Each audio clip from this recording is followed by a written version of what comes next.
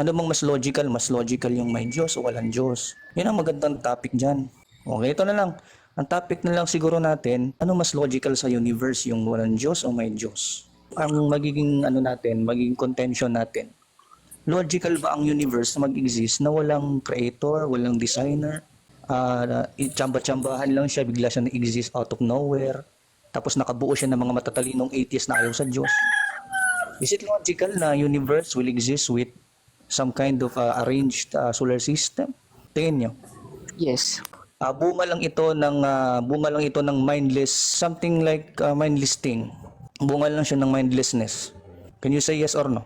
Let's see, titest natin yung utak ng mga atheists, kung matalino. Yung solar system na may systematic movement na consistent for billions of years. Ano yan? Bunga lang ba yan ng mindlessness? Bunga ba yan ng stupidity? Yes or no? Yun lang gusto kong malaman. Bunga ba siya ng stupidity? Yes or no? Pwede ako sumagot. Sige bro, anong pangalan mo muna bro?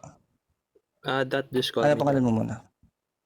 Sige. So, sige. Dad, okay. Bro, Dad, usapan lang to, walang personalan, Kasi tao naman No tayo. problem. Sige bro, una ko upang tanong sa inyo bro, no? Whether categorical, you will be answering categorical. Ang question bro, do you believe na ang solar system ay isang system? Yes or no? Oh, Can you confirm something why you agree na system 'yon? syempre kasi, ano pa di sinabi nating system, meron siyang structure. O yun, Mm. yung solar system, di ba, merong sun, sun, tapos merong pa doon, order ng mga planets. So, tapos Order ng umiikot. So, planets. Oo. tinawag siyang solar system kasi ganun yung structure niya. We have heard order, no? Order means there's a law operating, no? So the question there, brother Dan, so we have heard word order in the solar system. Ang question ko dyan, yung system na yan na may order behind. So of course, you accept that there should be a natural law working on it. So the question is, bunga ba yan ng stupidity o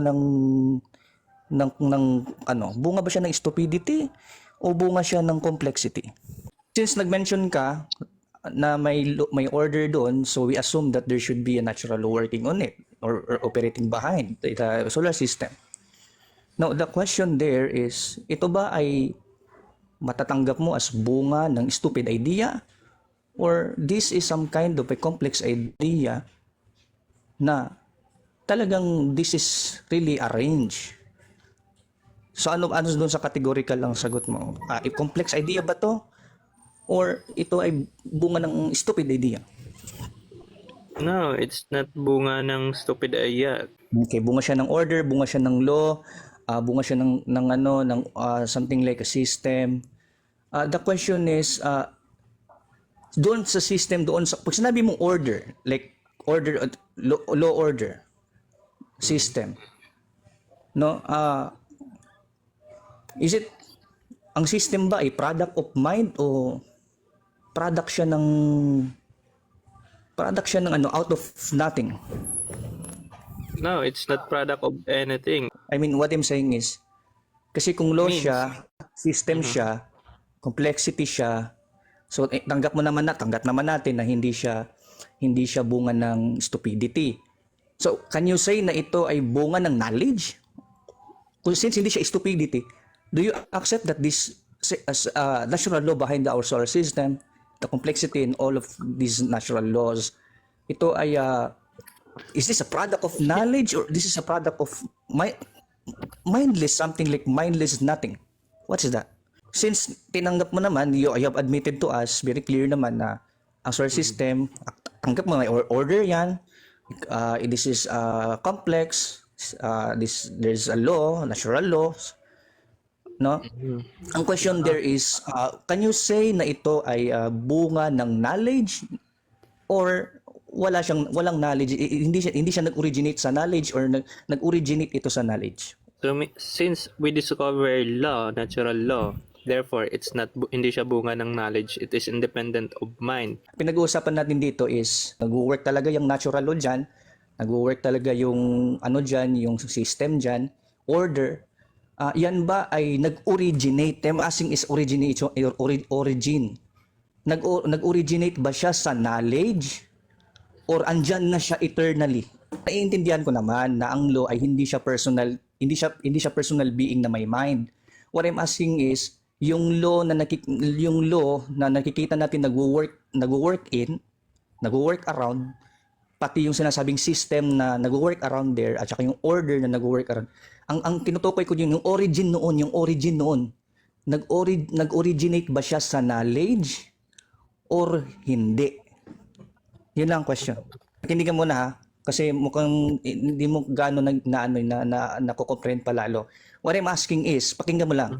What I'm asking is, since naobserbahan mo in your own eyes, in your own observation, as a human being, as your rational being, nakita mo na sa solar system, nakita mo na, uy, merong law dito nag-work merong system dito merong order dito, naka-order ito Yung Earth and so on, the solar system, yung kanyang rotation, lahat ng nangyayari dyan, ay merong law na naobserbahan ko. Now, since naobserbahan mo na may ganon, ang question there, saan nag-originate yung ganong system? Saan nag-originate yung ganong order? Nag-originate ba yun sa knowledge? Or galing sa wala? Galing yun sa wala o because may product, may knowledge yun? Galing yun sa isang nag-originate ba yun sa knowledge or galing talaga yun sa wala? Maybe we cannot really maybe yung law dito, physical law sa atin, maybe there's some other worlds na iba yung physical law. So it's contingent. We cannot say, or we can say na contingent siya, but we don't know. We cannot know kung saan siya galing or meron ba siyang pinanggalingan, or we can presuppose na. No, wait. I'm asking kung saan siya galing. I'm asking is, masasabi mo ba na I'm not saying kung saan siya nanggaling. I'm not pointing you na dapat galing siya sa Diyos. No, I'm not obliging you to answer na galing dapat siya sa Diyos. I'm asking is, masasabi mo ba na yan, product yan ng knowledge o product yan ng wala? What I'm saying is, yung sinabi mo na may existence of order, existence mismo, I'm asking of the existence itself. Yung existence ng order, existence ng law, existence ng complexity doon na nangyayari, na nakikita mo. Ang tinatanong ko lang, in your own rational self, masasabi mo ba na yun ay cause ng knowledge, cause ng karunungan? Bro, I'm asking you, can you say na ang law ay hindi bunga ng knowledge? Can you say yes? Bro, I'm not playing with you. I'm asking you a simple question. I'm assuming na mas rational ka, mas matalino ka kaysa sa akin, or mas rational kang tao kaysa sa akin. Halimbawa, yung thermodynamic law, ano ba yun? Product ba yun ng knowledge or hindi? Siyempre hindi. Yung laws, yung sabi nating laws of nature, sabihin na natin kasama yan, hindi yan product ng knowledge. Hindi yan product ng knowledge. Of Para course. sa'yo. Kung ang law ba ay product, bunga ba siya ng knowledge? Yung complexity, yung order, kasi order din yan eh. So yung order, hindi siya product ng knowledge. Tama? Set aside mo na natin yung tao kasi nagiging strawman ka eh. Ang kumbaga parang pinalalabas mo, tao kasi ang nagde-decide kung ano yan eh, kung knowledge or hindi. No, I'm asking kung tao ang magde-decide. What I'm asking is, yung mismong metaphysics ng existence ng law na yon, yung metaphysics noon, yung kanyang cosmological reason, yung cosmological existence. Halimbawa, yung law na yan, na nakikita natin, ang law ba, ito ba ay bunga ng knowledge or bunga ng out of nothing? Yun lang ang tanong, simple lang. Sa totoo lang, hindi kita pinahihirapan talaga, sa totoo lang. Simple lang ang Okay. tanong. Law ba, masasabi mo ba na ang law ay production ng knowledge or ito ay out of galing Okay, siya sa out of sige, nothing? ito yung sagot. It's not product ng knowledge and it's not a product out of nothing kasi nga nothing by definition does not exist. Okay? Okay, good. Para magkaroon ng law, kailangan ba merong mind or kailangan walang mind? Both is possible. Okay, nasagot mo na. Halimbawa, order. Kasi respect answers naman tayo, sinagot mo naman. Okay, I respect your answer. That's your standpoint. Wala akong magagawa dyan. Halimbawa, yung order. Ang order ba, product ng mind or hindi? Both is possible. Both. Both is possible. So ang order can be a product of mind at pwede ding product ng hindi mind. Ano yung order na hindi product ng mind? Yung law means existing na siya. Nandiyan na siya. Hindi siya product ng brilliance o product siya ng brilliance. Both nga eh, ulit naman to. Give me an example bro na may law na hindi siya product ng brilliance. Yun nga, laws of logic, hindi siya product ng brilliance. So ang law of logic, law of order, hindi to product ng brilliance. Ito ay product ng alin? Of what? Pwede mo bang i-specify sa akin ng ang law na hindi product, merong law na hindi product ng brilliance? Ano yung law na yon? Physical to. Anong field ng physical law na hindi product Okay. ng brilliance? Thermodynamics, fluid dynamics, law of motion, Law of motion. ano pa? Gravitational law. Ganun. Subject Dire. siya sa logic, pero hindi siya product Okay. ng logic. Subject siya sa logic. So logical siya. So yung law of thermodynamics at law ng natural law at yung sinasabi mong previous laws, ito ba ay logical or not? Logical, syempre. Paano nga siya naging logical? What caused it logical? Kasi nag-i-exist. How come na yun ay naging logical? How come na yun ay subject ng logic? How come na siya ay coherent? Because incoherent is impossible. Ang tanong dito is, paano ito naging system of logic? Ganun talaga dapat. Logical siya kasi nga yung illogical is impossible. Kaya nga, logical. So, ang tanong doon is, yung pagiging logical niya na law, yung pagiging logical niya, kasi, ikaw na nagsabi na logical siya eh. Ang question is, ano ba siya? Is it eternally logical there? Ito magandang tanong to, pakinggan mo ha. Kasi sabi mo logical yung laws na yan. Ano ba yan? Eternally logical na siya? Or nag-umpisa siya sa walang logic? Okay. Yung pagiging logical niya doesn't follow of kung eternal ba siya or hindi siya eternal. Yung sinasabi lang is, it is logical. So ano nga siya? Kailan siya nag-umpisa? Nag-umpisa ba siya sa... Puro simple lang ang tanong bro. Nag-umpisa, yung logical law na yon, nag-umpisa ba siya sa walang logic? Or ganun na talaga siya, eternally existing na talaga siya na ganun? We can say na ganun. Existing na yung law. Eternally logical na siya. Pwedeng ganun. Yes or no? Eternally logical. Yes. So therefore, you accept that logic itself Na? is eternal.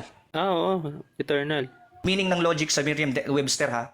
Kasi okay, na-establish na natin yung fact na itong mga natural law dito sa universe, ito ay logical at itong logicality na ito daw ay eternally existing kasi hindi siya pwedeng mag-umpisa sa no logic. Posible naman yung no logic makabuo ng yes logic, di ba? Pakinggan mo muna bro sa Merriam-Webster ha. Logic is noun as synonym of logic, a science that deals with the principles and criteria of validity of inference and demonstration, the science of the formal principles of reasoning.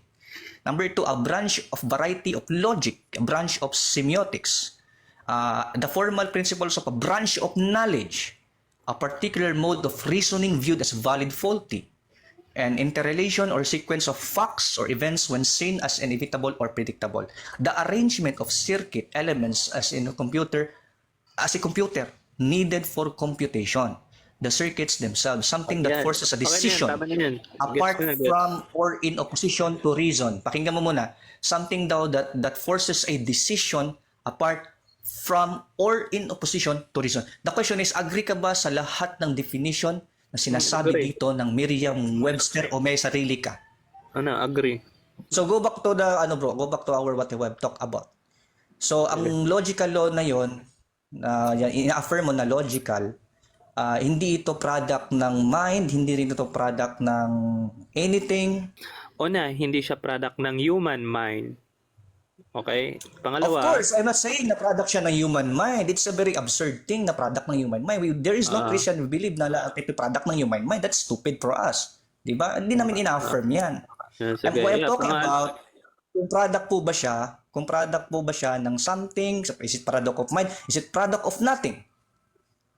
Sinagot mo naman pero ito, product ba siya ng nothing? Hindi rin. No, it's impossible. Hindi siya product ng nothing, right? So product siya ng something.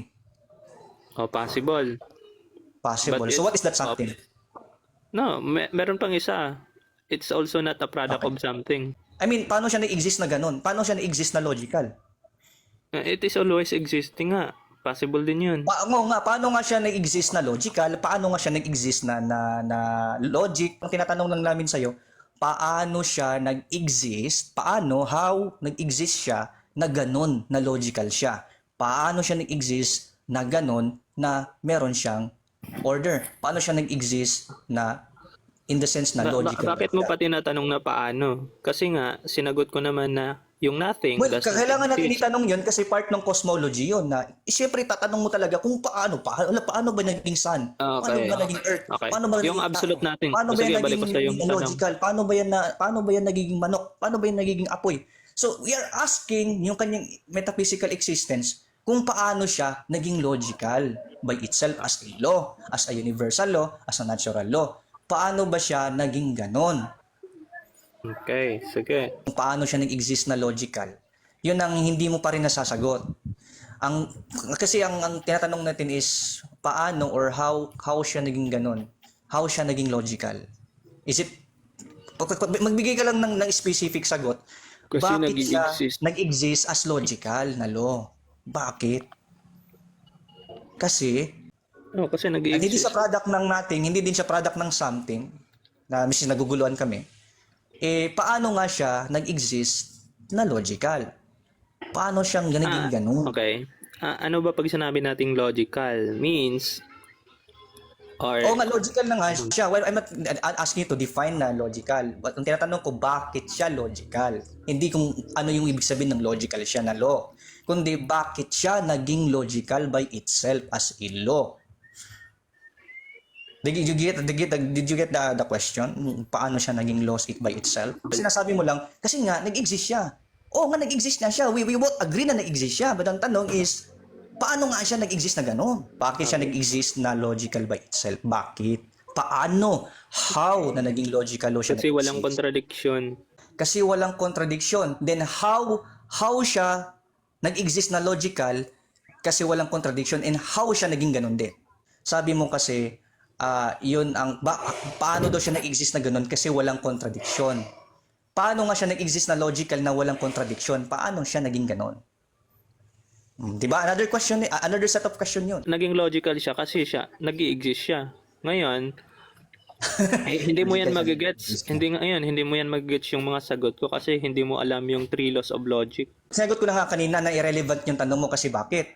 Kasi ang pag sinabi natin contradiction is an idea that contradicts or separate or opposite to another idea. Na wala siyang bearing doon sa usapan. Kasi ang tinatanong lang natin, no, ang tinatanong natin is yung logicality ng law. Which is, ang inagrihan mo sa definition ay mode of reasoning. Sabi ka, oo, agree ka doon sa lahat ng sinasabing meaning na mode of reasoning, isa din ito sa ganon. So you agree, you agree na yung logical law na yan, ang meaning niyan ay it's a particular mode of reasoning. Kung agree ka. O you concede na hindi ka agree. Kasi kung sinabi mong logic means mode of reasoning.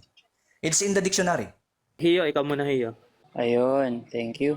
Ito, clarificatory question lang kuya answering, no? Ang line of reasoning mo ba na since subject... Ang ano ko bro, ito yung reasoning ko ha. Naniniwala ako, pagpangyan mo lang, ang naniniwala ako ng laws na yan, bunga yan ng mind.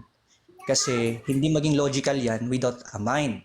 Very stupid observation yun na ang something na logical ay hindi product ng reasoning ng mind, kundi product siya ng sabi niya ay something na wala daw contradiction.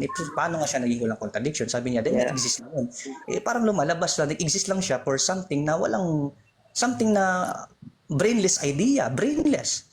There's a brainless idea. In short, ang line of reasoning mo kuya answering, since subject ng logic ang laws of nature, therefore mind created product siya ng mind. Product siya ng reasoning, product siya ng mind. May nag-reason out. Yung prinsipyo ng laws of logic, no? Nakarelay ba yan based doon sa no-observe nating description ng nature or hindi? Na-relevant siya sa ating observation? Hindi. Hindi siya nagre-rely. Ibig sabihin... Hindi siya nagre-rely. Sagutin ko, hindi siya nagre-rely. Kundi... Okay, ngayon, wait lang bro. Teka lang, sagutin mo muna ako. Sagutin mo muna ako. Bira ka naman, oh. Sagutin mo lang ako para maintindihan mo. Hindi siya nagre-rely sa description natin, kundi nagre-rely siya sa kanyang pagiging logicality, sa kanyang sa kanyang definition na yun yung kanyang yun yung kanyang definition by itself na logical siya at nagbe-base siya sa logic. Ibig sabihin sa arrangement, sa order. Yung sinasabi mong natin, yung sa description natin, nakaka-describe tayo ng logic, walang problema. Pero yung dinidescribe natin yung na logic yun by itself. Ngayon, ang itatanong mo doon ka magtanong sa mismong topic natin na yung existence ng law of nature sa universe, yun daw ay logical, sabi ng Okay, tropa sige. mo, sabi ng barkada mo, Sige, sabi ng barkada mo sasagutin ko na yun ng buo, Teka, answering. wala pa, hindi pa tapos, bira. Mister, makinig ka. Ang sagot ng barkada mo kanina, yung laws of nature doon sa universe natin na nag-i-exist, logical daw yun. Ngayon, di ba tinanong natin siya how daw naging logical? Sabi niya, dahil nag-exist na, which is hindi naman nasasagot kung how. Stroman. Wala akong ganyang statement, Kuya Hindi ka Ansering. masabi si barkada mo. Nakikinig ka ba? Sabi ng barkada mo, di ikaw. Inano ko lang, ni-repress. Parang inaano ko lang sa'yo, nire-recall ko lang sa'yo. Ngayon, So parang ang point mo, Kuya Ansering, yung laws of logic ay na-formulate ng mind itself. hindi naman pa Hindi talaga naman sinagot yan, bro. Sabi ko talaga, oo. Na-formulate talaga siya based sa mind thinking. No? Kasi nga, hindi mo magiging reasoning. Ang logic kasi reasoning eh. Hindi siya magiging logic kung walang reasoning. Pakinggan nyo. Ang kanya pagiging order niya, so bunga yon ng isang logical being, ng reasonable being, kaya nakabuo ng ganong law na nag-ooperate at nag-work mismo sa ating universe kaya nabubuhay hanggang ngayon. May physical existence talaga siya. So, dahil sa law na yon. Ngayon, ang sagot niyo ba, tama ba? Pakinggan niyo ha, tama ba na yung natural law na yon? Paki-confirm, correct me if I'm wrong ha. Tama ba na ang stand niyo na yung laws of nature sa universe, sa solar system, yung laws of nature na tumatakbo at nag-work dyan, hindi yan product ng na sinasabi niyong logical. Sige, replace ko na lang. Tama ba ng stand ninyo na ang natural law sa universe, sa solar system na sinasabing logical ito ay hindi product ng reasoning. Ang logic hindi product ng Yung reasoning. logic, hindi siya product ng reasoning. And yung reasoning, hindi siya product ng logic. In short bro, yung logic hindi product ng mind. Tama? Hindi siya human mind. So, I'm Okay? not asking human mind. Yung tinutukoy kung yung product of mind, siya yung nag-decide na yun ang magiging order niya, yun ang magiging beauty niya, yun ang Sure. magiging system niya. So the question is, yung logic hindi siya product ng mind. Of Yes or no? any mind, even God's mind. Hindi siya product. So I'm not even saying kung God's mind. Hindi nga siya talaga product ng Any mind nga, general na, universal. hindi siya product ng thinking, hindi din siya product ng thinking. Hindi din siya product hindi. ng thinking. Hindi. Hindi din siya product ng hindi din siya product ng yung sinasabi nating teleology, hindi siya product ng design. Hindi siya product ng arrangement. Absolute na nga yung sinabi ko eh. Oo nga, hindi nga siya product ng arrangement. Yes. Oo nga. Ma-execute ba ang logic kung walang mind, walang reasoning, walang thinking, yes or no? Para makabuo ka ng logical na relo, para magkaroon ng logical na relo, hindi kinakailangan ng mind behind, hindi kailangan ng reasoning behind. Yes or no? Hindi mo na kailangan yun. Pwede ka namang gumawa ng relo. What? Ulitin mo ang tanong, teka ba? Pakiintindi yung tanong.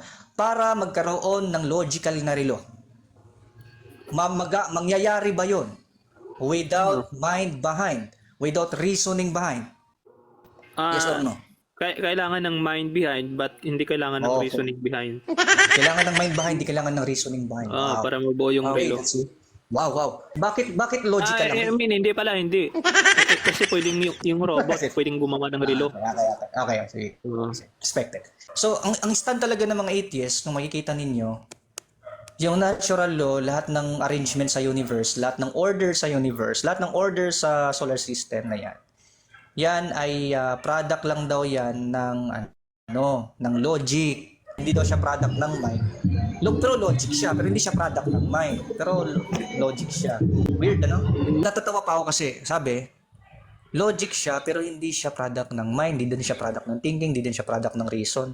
Paano siya naging logic kung hindi siya product ng reason? Kasi daw yan ay product daw ng, product yan ng ng logic. Oo, pero yung logic na yon hindi yung product ng thinking, hindi yung product ng reason. What the heck? Pwede na palang logic ganun. Sabi dito sa kay Aristotle's logic, system of logic. Aristotle developed a system of logic. His logic is called sentential logic because it uses sentences to form syllogisms which are ways of reasoning. So, malaging may reasoning within logic. It involves there's reasoning. Hindi pwedeng makakabuo ka ng logic without reasoning. So, kung logical yung law ng universe at ng solar system, merong nagre-reason noon. Merong nagpo-formulate ng reason na bakit maging ganun siya magaganda, bakit meron siyang involved sa logic and system and order. Merong reasoning behind. Hindi pwedeng wala. Yes. Paano yun? Ulitin ko yung tanong sa'yo. Hindi. Una, alaman mo muna yung yung three laws of logic. Kung kaya mo ma-explain sa akin yung three laws of logic. Pinaka-topic natin kanina na pin down ka. Kasi ang tanong natin, yung mismong reason, yung mismong system sa solar system, yung order doon, yung system doon, at yung law doon na nagwo-work physically, yun ay product, ito ay logical. Ito nang sabi logical siya. So, kung logical siya, no? Bunga ba siya ng reasoning or hindi? Kasi logical daw. Hindi nga bunga. Walang nag-arrange noon. Walang nag-decide na maging logical yun. Walang nag-decide, di ba? Hindi ganun yung point. Hindi nga siya nag-originate sa reasoning. Bakit reasoning? Because logic involves reasoning according kay Aristotle. Ang naiisip namin, ang paniwala ninyo ganito. At daw ng natural law na yun ay logical, hindi daw yun nag-originate sa reason. Ang standpoint kasi namin, bro, kailangan bunga yun ng reason. Kasi hindi siya maging logically systematic kung hindi siya na-formulate ng reason. Hindi siya galing sa isang reason or thinking. Hindi pwedeng magkaroon ng logic na walang precedence of thinking, walang precedence of reasoning. Hindi magkakaroon ng logic. Kaya laging ang logic, para magkaroon ng logic, kailangan may precedence of thinking, may precedence of reasoning, which is yun ang sinasabi ni Aristotle. Let me read to you what is the article saying, the topic is logic by Aristotle. Sabi dito, behind yan sa logic. Based yan sa standpoint ni Aristotle. Can you demonstrate as a scenario kung paano nagkaroon ng solar system, na paano napunta sa ganoong existence ang solar system? Paano siya nag-umpisa? Paano siya nag-umpisa? Paano siya nabuo?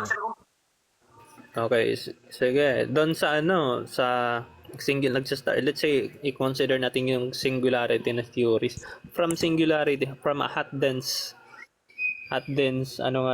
object or point, doon sumabog and naki-expand, and the expansion is called Big Bang. And doon, dahan-dahan nabubuo yung solar systems, mga systems, galaxies, because of gravity. Ganun lang. Oo, so kumbaga parang yung na yon, yung pagsabog na yon, yung nanggaling siya sa Hot dense object. kumbaga yung nanggaling siya sa isang material na hindi personal. Then paano yung hindi personal material nakabuo ng personal beings like human beings? Paano? Abiogenesis yung answer.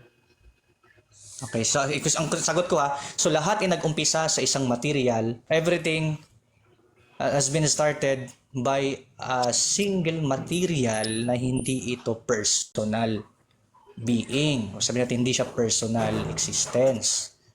So, and then that impersonal na matter, nakabuo siya ng personal beings like us. Then, the question is, paano ang isang impersonal matter nakabuo? Logical ba, bro? Ito na lang, bro. Ayusin ko lang yung tanong ko, bro. Paano, posible ba na ang impersonal matter makakabuo ng personal beings like us? Is it possible, yes or no? Logical. Logical. Paano siya naging logical? Explain. So, tanggap mo na yung personal being kagaya natin. Do you agree na personal tayo muna? Personal being tayo. Do you agree? Personal. Yeah. Universal ba tayo? Di ba hindi? Ay, no. Personal being tayo. You agree na tayong dalawa, tayo ay personal being. Moral being. Do you agree na moral being tayo at personal being? Do you agree, yes or no?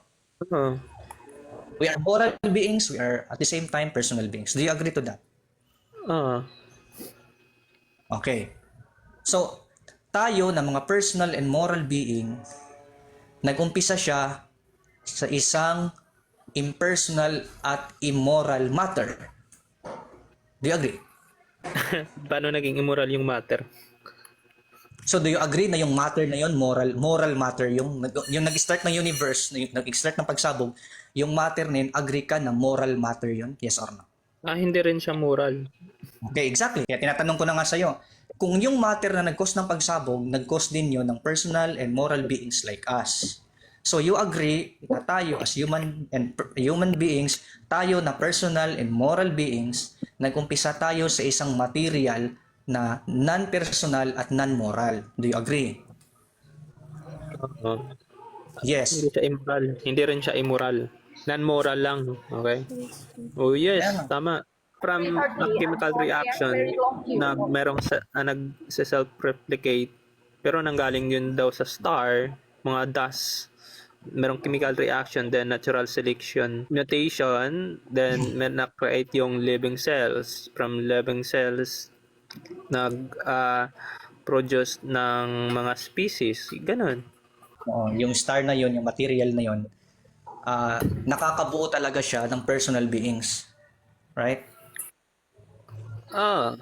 Yung ating rational being, nag-umpisa yun sa isang matter na irrational. In the first place, yung material na yun na nag-cause ng pagsabog na you mentioned na yun doon nanggaling, kaya nagkaroon ng laws of nature, logical laws of nature.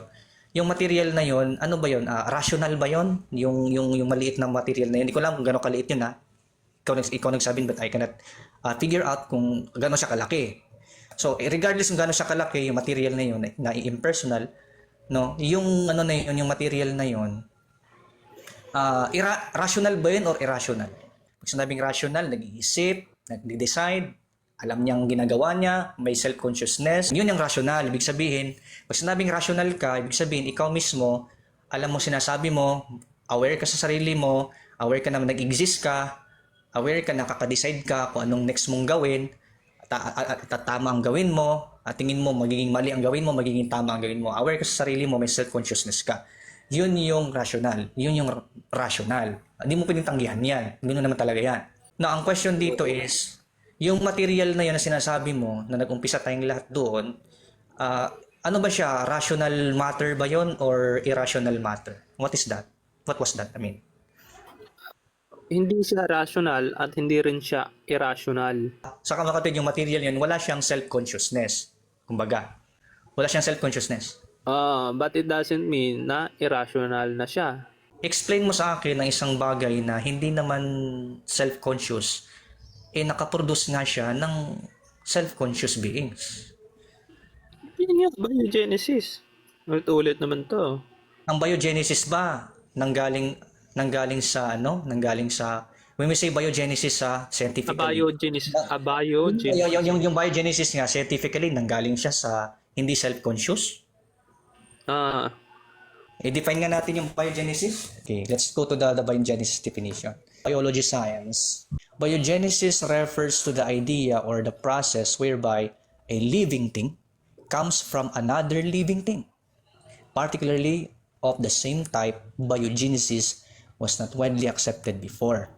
So, ibig sabihin, sa definition ng science, ang biogenesis refers to a living thing nanggaling din siya sa another living thing. Nakabuo siya ng living thing. Yung non-living thing, nakaproduce siya ng living thing. Paano siya napunta sa biogenesis? Merong mga experiment na nagpapatunay noon ng abiogenesis. Una, yung Miller-Urey experiment. Yung amino acids Ayun na naman yung nag-provide ng life. Yun yung nag-provide ng building blocks of life. Ito pa, for formations of RNA, nucleotides. Experiment din shows na yung RNA is nag-form ng eubiots and other energy na para masuportahan yung RNA world.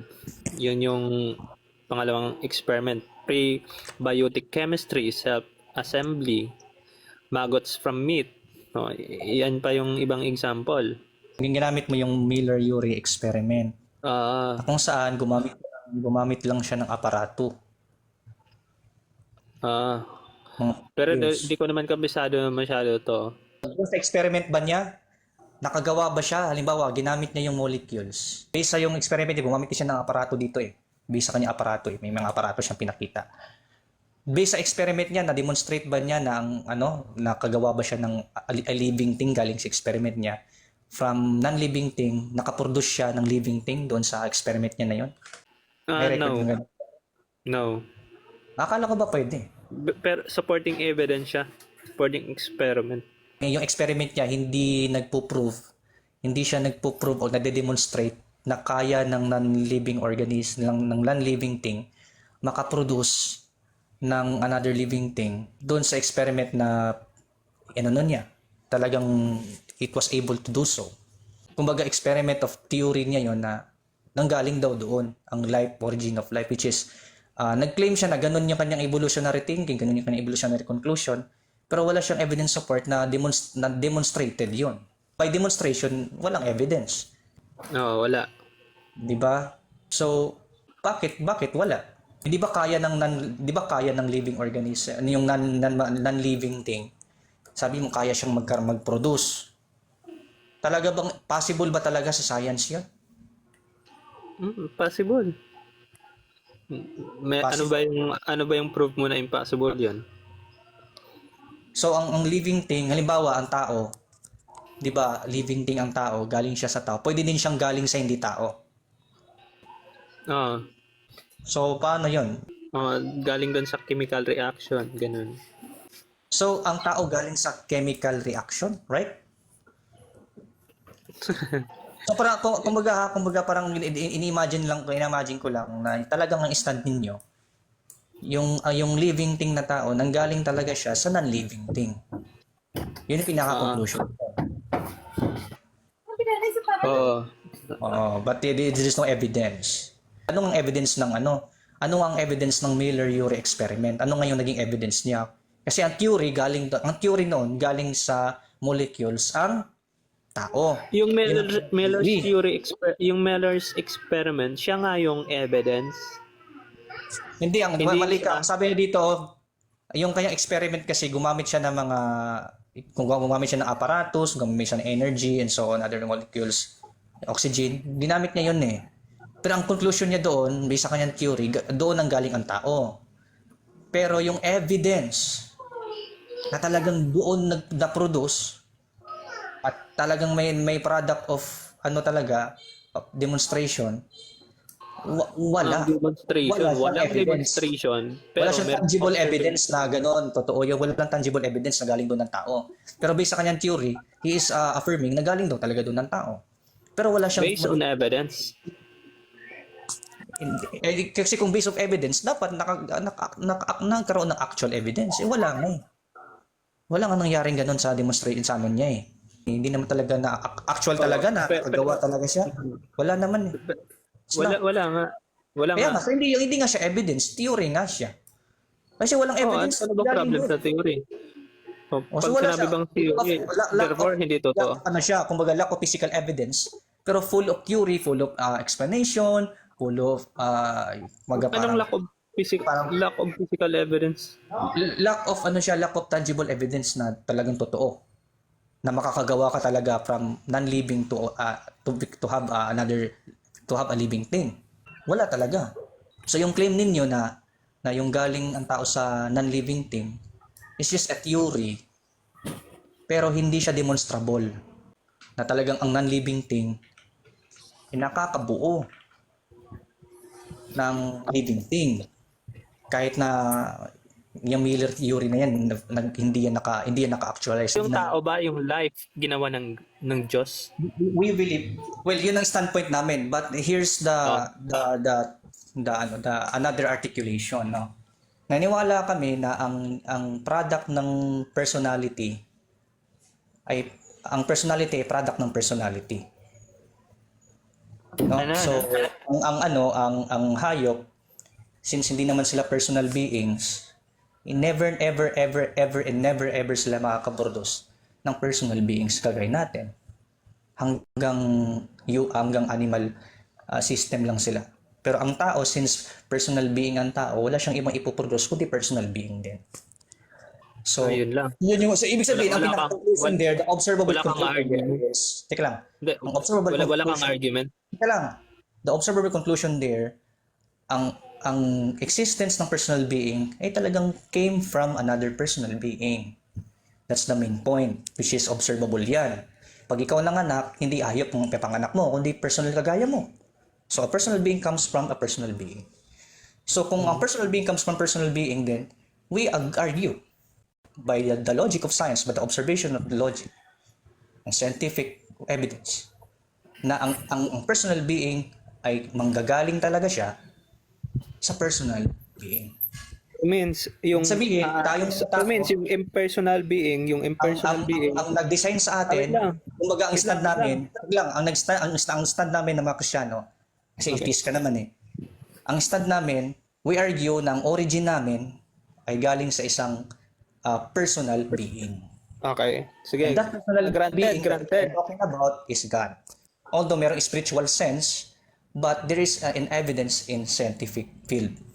Talagang ganun talaga siya. Manggagaling talagang personal being from another personal being. Yun ang Okay. doon, logical. Hindi siya pwedeng manggaling ng personal being, manggaling sa isang non-living material. Kayo na mga logical beings, nanggaling kayo sa hindi logical matter. For me, hindi logical yun. Na ang reason ninyo kaya kayo nag-exist because of some kind of impersonal, kayo ang may standpoint na illogical. Kasi kayo na mga logical beings, nanggaling kayo sa hindi logical matter. For me, hindi logical yun. Na ang reason ninyo kaya kayo nag-exist because of some kind of immaterial, impersonal, illogical, irrational matter na walang nakademonstrate kung totoo.